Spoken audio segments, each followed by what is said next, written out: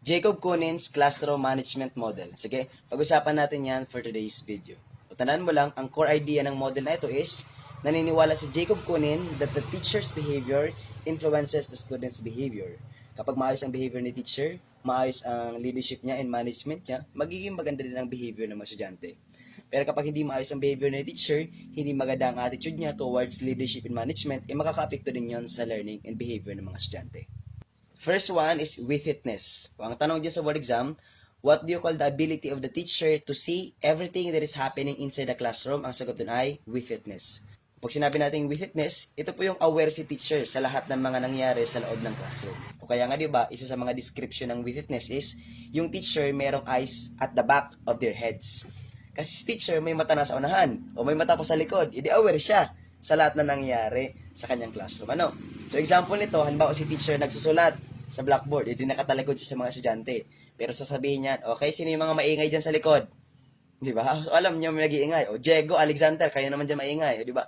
Kahit nakatalikod siya, okay, kilala niyo yung mga estudyante niya. So ibig sabihin, full awareness dito ang teacher sa nangyayari sa loob ng classroom. Ang tawag doon ay wittiness.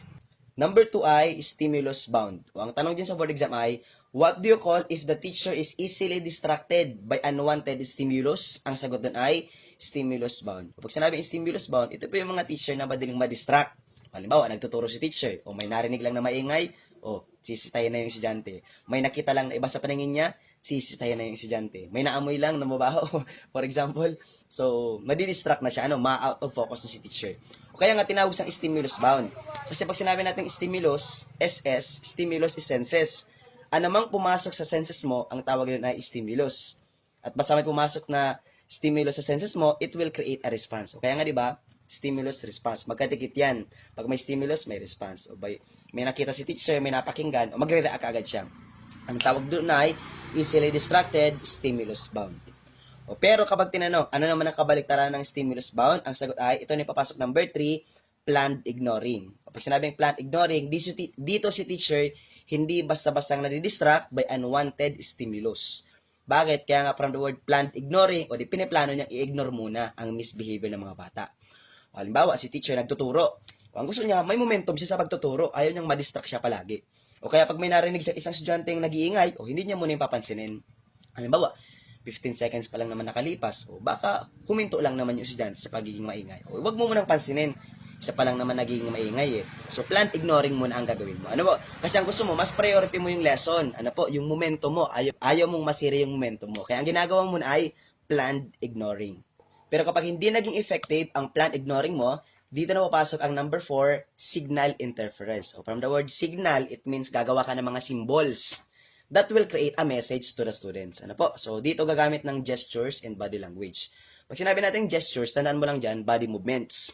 Pero kapag sinabi natin body language, these are the language of the gesture. For example, ito. Ano yan? Gesture yan. Index finger to the mouth. Pero ang body language ay, it means quiet. Ano po? So, ano yung lingwahe ng body? Anong ibig sabihin? Oh, that is, it means quiet. Ano po? So, gagamit ka ng tinatawag na signal interference. O, kapag nagtagumpay ang signal interference mo, pagbigay mo ng signals, so ibig sabihin, good. Ano po? Na-correct mo yung behavior ng bata. Pero kapag, example lang, hindi pa rin gumana yung signal interference, dito na papasok ang number 5, which yung tinatawag natin na proximity control. Pag sinabing proximity control, from the word proxim, it means lapitan mo ng estudyante. Lalapitan mo lang, pero wala kang gagawin. Lapitan mo lang siya. Ano po?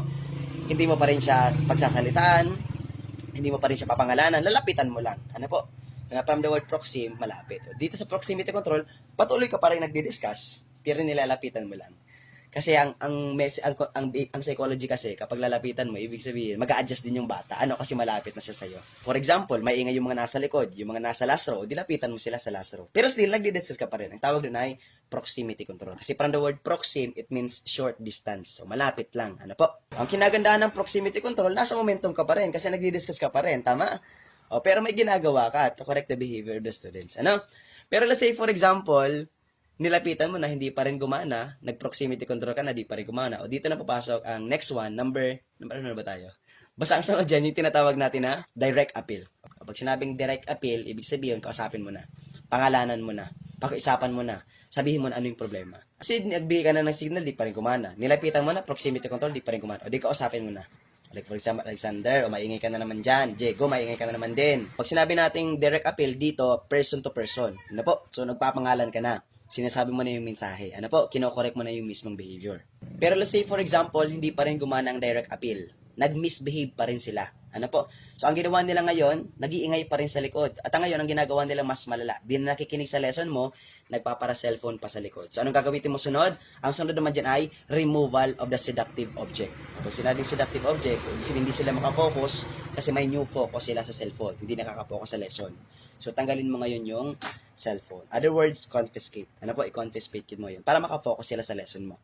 Pero kapag di pa rin gumana ang removal of seductive objects, nag-misbehave pa rin ng bata, ang pwede mong gawin sunod ay antiseptic bouncing. Pag sinabing bounce, it means i-separate mo ang batang nag-misbehave sa group ng mga behave na students. Ano po? Kasi pag sinabi natin antiseptic, parang sakit yan. Kasi pag di mo siya tig-separate, makakahawa. Ano po? Kasi kapag maingay yung isa, o parang makakahawa, antiseptic bouncing. Antiseptic. Kaya ang gawin mo, i-separate mo siya. Ang pwede mong gawin dito, like for example, utusin mo na yung bata na pakidala yung letter sa opisina ng katrabaho mo, o kaya naman sa opisina ng principal, para ma-separate mo lang siya pansamantala. Ano? And pwede mong gawin dito, ipadala mo siya sa guidance counselor. Hindi, joke lang. Ayaw naman natin yung gawin, di ba? Pero dito, pag sinabing antiseptic bouncing, a short relief. Ano po? Basta tandaan mo lang, pag sinabing antiseptic bouncing, sineseparate mo siya from the group. Sineseparate mo ang nag-misbehave na estudyante from the group of the behave students. Kasi kapag hindi mo ginawa ang antiseptic bouncing, hindi mo tig-separate ang misbehave student sa mga grupo ng behave students, dito na papasok ang sunod na ripple effect. Kapag sinabing ripple effect, pag isa maingay, magiging dalawa yan, magiging tatlo, magiging apat, magiging lima, hanggang sa buong klase, naging maingay na ripple effect ang tawag doon. Ano? Pero ang ripple effect, pwede na mangyari in a positive way. Kasi by correcting one student, you also influences the behavior of the other students. O lahat ng sinabi ko, reactive si teacher. Kapag nag-misbehave, edi magre-react si teacher. Pero ang next one is proactive. Ano yung proactive strategy? Hurdle help. Pag sinabi nating hurdle, it means obstacle. So, ibig sabihin, may problema, kaya nag-misbehave ang bata. So, kapag sinabing hurdle help, i-resolve mo muna ang problema para maiwasan mo nang mag-misbehave ang bata. Para mag-behave na siya. Proactive strategy to kasi ginagawa mo to bago pa mag-misbehave ang bata. Okay, sige, yun na muna ang pag-uusapan natin sa video ito. Ano? Yung ibang mga disruptive behavior, like for example, truncation, dangling, flip-flop, thrust, sa next video ko na yung pag-uusapan sa part 2. Gagawa ko ng part 2. Ano po? Okay, sige.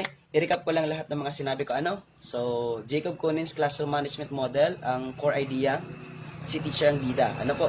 So, kasi naniniwala dito na teacher's behavior influences the behavior of the students. Ano po? So, pinakauna, kapag tinanong what is the ability of the teacher to see everything that is happening inside the classroom, masagot na ay witness. Isang descriptor nito is si teacher meron daw eyes at the back of their heads. Kasi may mata ka na sa unahan, may mata ka pa sa likod, edi alam mo ang lahat ng nangyari sa loob ng classroom. Ano? Pero may mga teacher na easily distracted by unwanted stimulus. Anong tawag doon? Stimulus bound.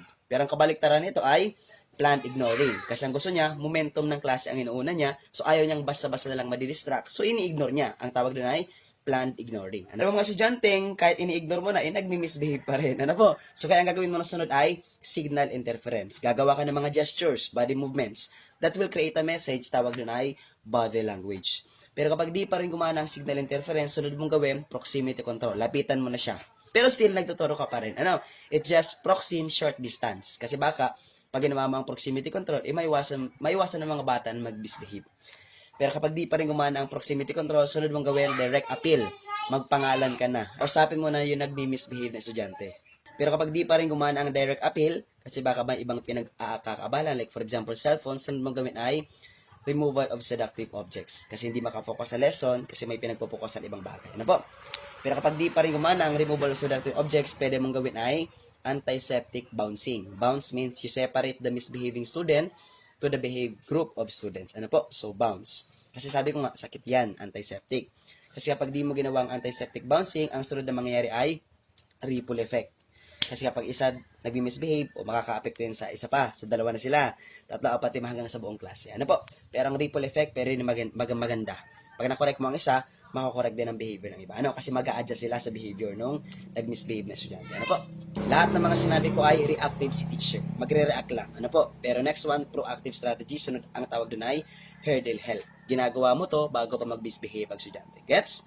Okay, yun lang muna ang pag-uusapan natin sa part 1 ng Jacob Kunin's Classroom Management Model. Kung nakaabot ka sa video ito, pakilike naman ang video and then kung baguhan ka, paki-comment naman kung taga saan ka para alam ko kung saan ang reach ng video ito. Yun lang. Thank you very much everyone and God bless. Bye-bye.